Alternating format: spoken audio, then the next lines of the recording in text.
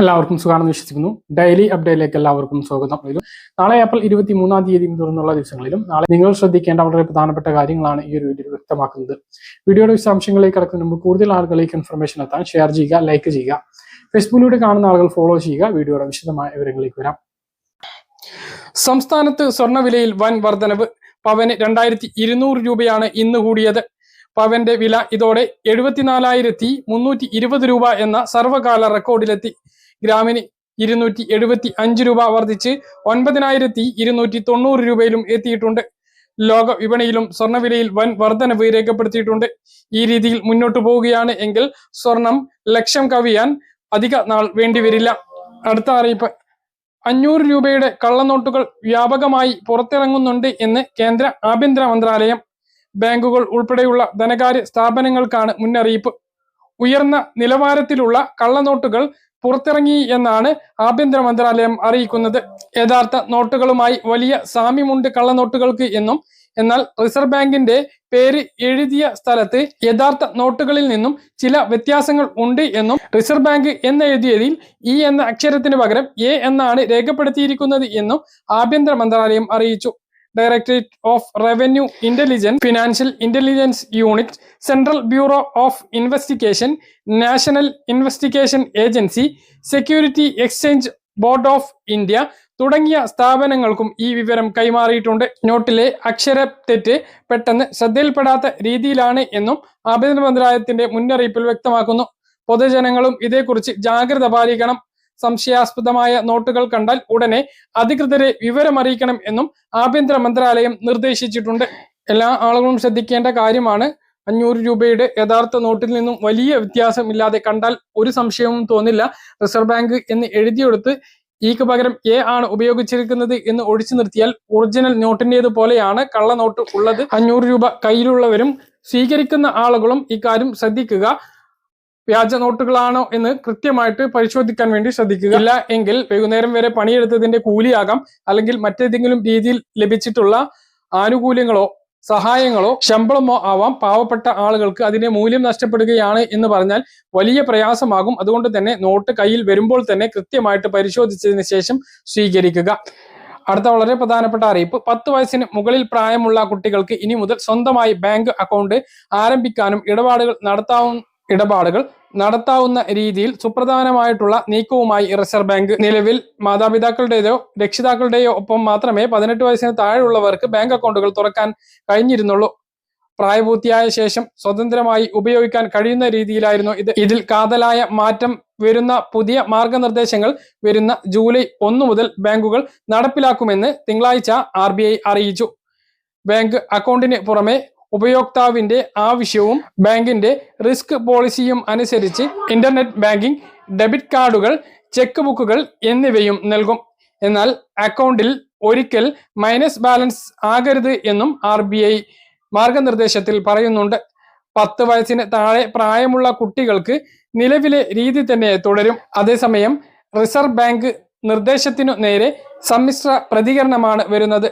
കുട്ടികൾ പണം ഉപയോഗിക്കാൻ പക്വത ആർജിക്കാതെ അക്കൗണ്ടുകൾ ആരംഭിക്കുന്നതും ഇടപാടുകൾ നടത്തുന്നതും ശരിയല്ല എന്നാണ് ഒരു വിഭാഗം വിമർശിക്കുന്നത്. എന്നാൽ പുതിയ തീരുമാനം കുട്ടികളിൽ കൂടുതൽ ഉത്തരവാദിത്ത ബോധം കൊണ്ടുവരുമെന്നും സമ്പാദശീലം വളർത്താൻ അത് സഹായിക്കുമെന്നും മറ്റൊരു വിഭാഗം അഭിപ്രായപ്പെടുന്നു. നിങ്ങളുടെ അഭിപ്രായങ്ങൾ താഴെയൊന്നും കമന്റായി രേഖപ്പെടുത്തുക. 8ാം ക്ലാസ്സിൽ നടപ്പിലാക്കിയ 30% മിനിമം മാർക്ക് സമ്പ്രദായം വരുന്ന അധ്യയന വർഷം മുതൽ 5-6 ക്ലാസ്സുകളിലും അടുത്ത വർഷം 7ാം ക്ലാസ്സിലും നടപ്പിലാക്കും എന്നും, 8 മുതൽ 10 വരെ ക്ലാസ്സിന് പുറമെ 5, 6, 7 ക്ലാസ്സുകളിൽ കൂടി മിനിമം മാർക്ക് സംവിധാനവും പഠന പിന്തുണയും ക്ലാസ്സിൽ ഉണ്ടാകും. ഈ വരുന്ന അധ്യയന വർഷം 9ാം ക്ലാസ്സിലും അടുത്ത വർഷം 10ാം ക്ലാസ്സിലും ഈ രീതി നടപ്പിലാക്കും. ഈ വർഷം അധ്യയന വർഷത്തിൽ 5, 6, 7, 8, 9 ക്ലാസ്സുകളിൽ അടുത്ത അധ്യയന വർഷം മുതൽ 5, 6, 7, 8, 9, 10 ക്ലാസ്സുകളിലും മിനിമം മാർക്ക് നടപ്പിലാക്കും. അതായത് 2026-27 അധ്യയന വർഷത്തിൽ UP ഹൈസ്കൂളുകളിലെല്ലാം വിദ്യാർത്ഥികൾക്ക് ഉപരിപഠനത്തിന് മിനിമം മാർക്ക് നേടണം എന്ന നിയമമാണ് വരാൻ പോകുന്നത്. വാർഷിക പരീക്ഷയിൽ 30% മാർക്ക് നേടാത്തവർക്ക് പുനഃപരീക്ഷ നടത്തും. 8ാം ക്ലാസ്സിൽ ഈ വർഷം നടപ്പിലാക്കിയിട്ടുള്ള അതേ രീതി അടുത്ത വർഷം മുതലാണ് കൂടുതൽ വ്യാപിപ്പിക്കുന്നത്.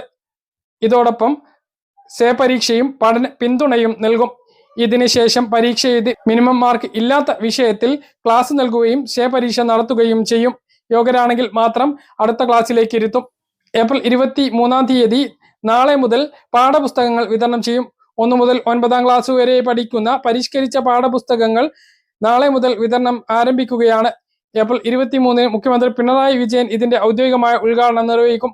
ഉച്ചക്ക് 12 മണിക്ക് cotton hill government higher secondary സ്കൂളിലാണ് ചടങ്ങ്.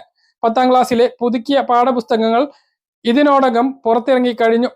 കഴിഞ്ഞ വർഷം പരിഷ്കരിച്ച 1, 3, 5, 7, 9 ക്ലാസ്സുകളിലെ പാഠപുസ്തകങ്ങളും ഈ വർഷം പരിഷ്കരിച്ച 2, 4, 6, 8 ക്ലാസ്സുകളിലെ പാഠപുസ്തകങ്ങൾ നാളെ മുതൽ തന്നെ വിതരണം ആരംഭിക്കും. വിഷുവിനോടനുബന്ധിച്ച് നേരത്തെ പെൻഷൻ വിതരണം നടന്നതുകൊണ്ട് തന്നെ ഇനി 1 മാസത്തിലധികമാണ് പെൻഷൻ ഇല്ലാതെ സാമൂഹ്യ സുരക്ഷാ പെൻഷൻ ഗുണഭോക്താക്കൾ കഴിച്ചു കൂട്ടേണ്ടത്. 1600 ലഭിക്കുന്ന ആളുകൾ, മിക്കവാറും ആളുകൾ അവർക്ക് നിത്യരോഗത്തിന് ആവശ്യമായിട്ടുള്ള മരുന്ന് വാങ്ങാനാണ് ഇത് ഉപയോഗിക്കുന്നത്. വിഷുവിനോടനുബന്ധിച്ച് ലഭിച്ചിട്ടുള്ള പണം മിക്കവാറും ആളുകൾക്ക് തീർന്നു പോയിട്ടുണ്ടാകും. ഇനിയൊരു പെൻഷൻ അത് മെയ് മാസം അവസാനത്തിലെ ലഭിക്കൂ എന്നുള്ളത് ഇവരെ സംബന്ധിച്ചിടത്തോളം വലിയ പ്രയാസം ഉണ്ടാക്കുന്ന കാര്യം തന്നെയാണ്. ഈ മാസത്തെ പെൻഷൻ നേരത്തെ വിതരണം ചെയ്തത് അടുത്ത മാസത്തെ പെൻഷൻ സാധാരണ വിതരണം ചെയ്യുന്നത് പോലെ 25-ാം തീയതിയോടോ അല്ലെങ്കിൽ 23-ാം തീയതിക്ക് ശേഷമോ വിതരണം ചെയ്യുന്നു എന്നുള്ളതും 1.5 മാസത്തോളം പെൻഷൻ ലഭിക്കാതെ കടന്നു പോകേണ്ടി വരുന്നു എന്നുള്ള അവസ്ഥയിലേക്കാണ് എത്തിച്ചേർന്നിട്ടുള്ളത്. അതുകൊണ്ട് തന്നെ പെൻഷൻ ഗുണഭോക്താക്കൾക്ക് ഇനിയുള്ള ദിവസങ്ങൾ പ്രയാസകരമാകും. പെൻഷൻ മുടങ്ങാതെ ലഭിക്കുന്നതിന് വേണ്ടി വാർഷിക മസ്റ്ററിംഗ്, വരുമാന സർട്ടിഫിക്കറ്റ് സമർപ്പണം ഇവയൊക്കെ ഉടൻ പ്രഖ്യാപിക്കാൻ സാധ്യതയുണ്ട് എന്നുള്ള റിപ്പോർട്ടുകളും വരുന്നുണ്ട്. മസ്റ്ററിംഗ് ഒരു പക്ഷേ പഞ്ചായത്ത് ഇലക്ഷന് ശേഷമായിരിക്കും പ്രഖ്യാപിക്കുക. അതേസമയം വാർഷിക വരുമാന സർട്ടിഫിക്കറ്റ് അതിനു മുമ്പ് ആവശ്യപ്പെട്ടേക്കും എന്നുള്ളതാണ് സൂചനകൾ. മറ്റൊരു പ്രധാനപ്പെട്ട കാര്യം, കേന്ദ്ര സർക്കാർ വിഹിതം പല ആളുകൾക്കും ഇനിയും എത്തിച്ചേർന്നിട്ടില്ല. 300, 200, 500 ലഭിക്കുന്ന 8.5 ലക്ഷത്തോളം ആളുകളാണ് സംസ്ഥാനത്തുള്ളത്. അവരെല്ലാം അതിദരിദ്രരാണ്, അതായത് BPL ഗുണഭോക്താക്കളാണ്. അവർക്ക് കേന്ദ്ര പെൻഷൻ, വാർദ്ധക്യ പെൻഷൻ 500 രൂപ, ഭിന്നശേഷി പെൻഷൻ 200 രൂപ, വിധവാ പെൻഷൻ 300 രൂപ ഇവയാണ് ലഭിക്കേണ്ടത്. കഴിഞ്ഞ വർഷം മുതൽ, അതായത് 15 മാസത്തോളമായി കേന്ദ്ര സർക്കാർ അത് വിതരണം ചെയ്യാൻ ആവശ്യമായിട്ടുള്ള പണം സംസ്ഥാന സർക്കാരിന് നൽകുന്നില്ല. എങ്കിലും സർക്കാർ മുൻകൂറായി അനുവദിക്കുന്ന തുക സംസ്ഥാന സർക്കാരിന് നേരിട്ട് വിതരണം ചെയ്യാൻ അധികാരം ഇല്ലാത്തതിനാൽ കേന്ദ്ര ഏജൻസി തന്നെയാണ് അതും വിതരണം ചെയ്യുന്നത്.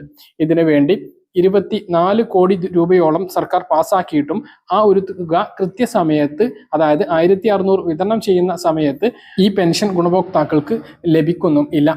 ഒരാഴ്ചയോ 10 ദിവസമോ കഴിഞ്ഞിട്ടാണ് പല ആളുകൾക്കും ഈ ഒരു തുക എത്തിച്ചേരുന്നത്. കേന്ദ്ര സർക്കാർ പണം നൽകുന്നില്ല എന്ന് മാത്രമല്ല, സംസ്ഥാന സർക്കാർ അത് നൽകുന്ന പണം പോലും കൃത്യസമയത്ത് ഗുണഭോക്താക്കളുടെ അക്കൗണ്ടിലേക്ക് എത്തിക്കുന്നില്ല എന്നുള്ള വിരോധാഭാസമാണുള്ളത്. കടുത്ത ക്രൂരതയാണ് കേരളത്തിലെ പെൻഷൻ വാങ്ങുന്ന ഗുണഭോക്താക്കളോട് കേന്ദ്ര സർക്കാർ കാണിക്കുന്നത്. പെൻഷൻ വാങ്ങുന്ന ഗുണഭോക്താക്കളോട് മാത്രമല്ല, തൊഴിലുറപ്പ് വേതനം 3 മാസത്തിലധികമായിട്ട് ലഭിക്കാനുണ്ട്. അത് എന്ന് കിട്ടും എന്ന കാര്യത്തിൽ ഇപ്പോൾ ഒരു വ്യക്തത ഇല്ലാതെ മുന്നോട്ട് പോയിക്കൊണ്ടിരിക്കുകയാണ്. പല ആളുകളും അതെന്ന് കിട്ടും എന്ന് സംശയങ്ങൾ ചോദിക്കുന്നത് കൊണ്ടാണ് അത് എടുത്തു പറയുന്നത്. കേന്ദ്രം തുക അനുവദിച്ചാൽ മാത്രമേ ആ ഒരു തുക ലഭിക്കുകയുള്ളൂ. തൊഴിലുറപ്പ് വേതനം ഈ ഏപ്രിൽ മാസം മുതൽ കൂട്ടിയിട്ടുണ്ട് എങ്കിലും മുമ്പ് പണിയെടുത്ത പൈസ കിട്ടാതെ തള്ളി നീക്കുകയാണ് പാവപ്പെട്ട ആളുകൾ. അടിസ്ഥാന വർഗത്തിൽപ്പെട്ട ജനവിഭാഗം ആയതുകൊണ്ട് തന്നെ പല ആളുകളും പട്ടിണിയിലാണ്. ഇതാണ് പെൻഷൻ വിഭാഗവുമായി ബന്ധപ്പെട്ടും പെൻഷൻകാരോടും അതുപോലെ തന്നെ തൊഴിലുറപ്പുകാരോടും കേന്ദ്ര സർക്കാർ ക്രൂരത തുടരുകയാണ്. നിങ്ങളുടെ അഭിപ്രായങ്ങൾ താഴെ കമന്റായി രേഖപ്പെടുത്തുക. പറഞ്ഞ കാര്യങ്ങൾ കൃത്യമായിട്ട് മനസ്സിലാണെന്ന് കരുതുന്നു. ഇതുപോലെ ഇൻഫർമേഷൻ ലഭിക്കാൻ ചാനൽ സബ്സ്ക്രൈബ് ചെയ്യുക, ബെല്ലൈക്കൺ എനേബിൾ ചെയ്തു വെക്കുക. മറ്റൊരു വീഡിയോ നമുക്ക് കാണാം. ബൈ.